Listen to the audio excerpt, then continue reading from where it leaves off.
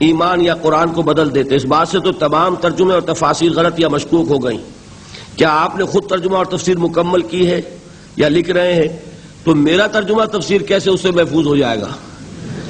وہ تو یہ ہے کہ انسان بچائے، اللہ تعالیٰ بچائے، اپنی پناہ میں رکھے کہ ہم اپنی خواہشات کو دخل نہ دینے دیں، ورنہ یہ ہے کہ خواہش جب ہو جاتی ہے، وشفل تھنکنگ ہوتی ہے، انسان غلط راستے پہ پڑ جاتا ہے. باقی یہ میں آپ کو بتا دوں کہ میرا نہ میں لکھ رہا ہوں، نہ لکھی ہے، نہ لکھوں گا. میں اپنا یہ مقام ہی نہیں سمجھتا. تفسیر لکھنا بہت بڑا ذمہ داری کا کام ہے، میں اپنی حیثیت وہ نہیں سمجھتا.